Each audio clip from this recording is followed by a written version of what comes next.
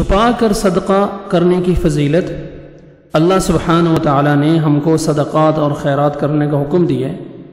اب اگر یہ ہم صدقات اور خیرات چھپا کر دیتے ہیں تو یہ ہمارے حق میں زیادہ بہتر ہے، کیونکہ اس میں دکھاوا کم، ریاکاری کم اور اخلاص کا پہلو زیادہ پایا جاتا ہے۔ اسی طرح جسے آپ صدقہ دیتے ہیں تو مخفی رکھا جائے، اسے لوگوں کے سامنے رسوا نہ کیا جائے۔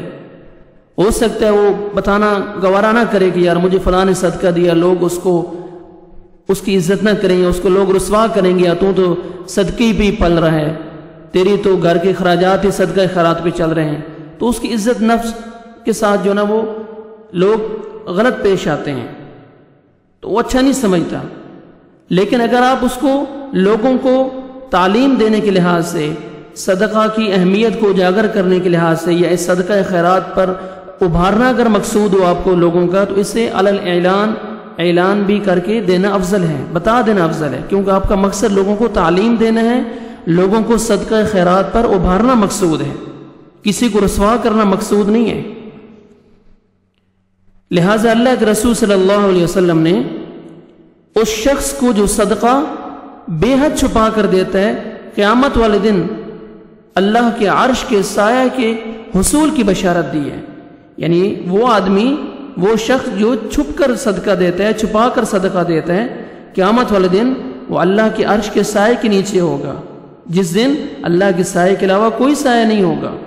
اور اللہ سبحانہ و تعالیٰ خود قرآن مجید میں فرماتے ہیں، اعوذ باللہ من الشیطان الرجیم، ان تبدوا الصدقات فنعما ہی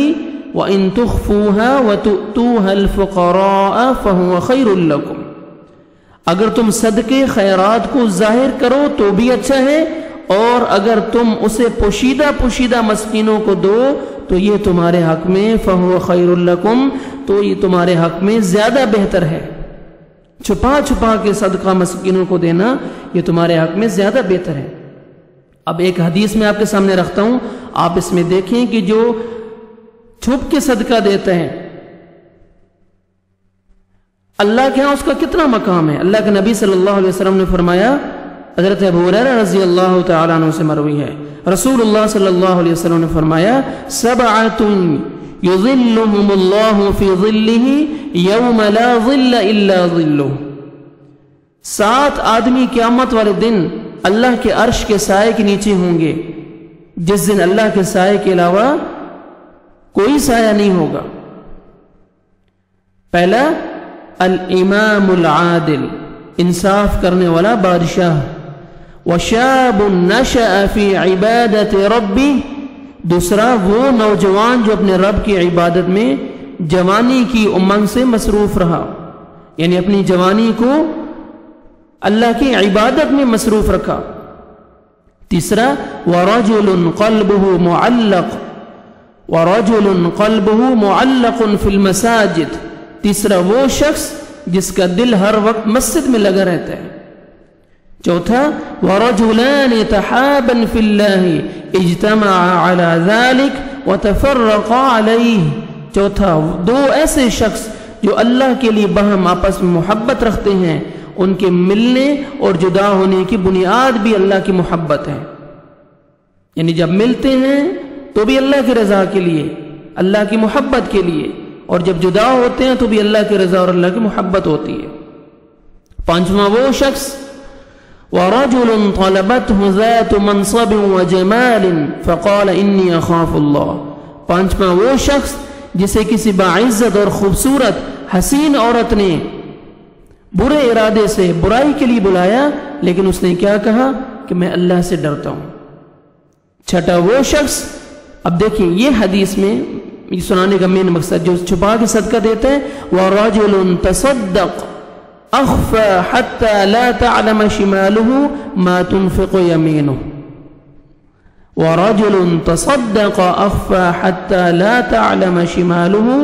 مَا تُنْفِقُ يَمِينُهُ، 6واں وہ شخص جس نے صدقہ کیا مگر اتنے پوشیدہ چھپ کر صدقہ کیا کہ بائیں ہاتھ کو بھی خبر نہیں ہوئی کہ داہنے ہاتھ نے کیا خرچ کیا، یہ 6واں آدمی ہے۔ اور 7واں، وَرَجُلٌ ذَكَرَ اللَّهَ خَالِيًا فَفَاضَتْ عَيْنَاهُ، اور ساتواں وہ شخص جو تنہائی میں اللہ کو یاد کرتا ہے اور بے ساختہ اس کی آنکھوں سے آنسو جاری ہو جاتے ہیں۔ یہ 7 شخص ایسے ہیں جو قیامت والے دن اللہ کی عرش کے سائے میں ہوں گے۔ تو چھپا کے صدقہ دینے کی کتنی فضیلت ہے میرے بھائیوں۔ چھپا کے صدقہ دیں، کسی کو رسوا مت کریں، اس کی عزت نفس کے ساتھ مت کھیلیں۔ اللہ کی رضا آپ کی شامل ہونی چاہیے، آپ کے صدقہ میں خلوص شامل ہونا چاہیے، تقوی شامل ہونا چاہیے، اور اللہ سے اجر کی امید رکھنی چاہیے۔ اللہ سبحانہ و تعالی ہمیں صدقات کو چھپا کر دینے کی توفیق عطا فرمائے۔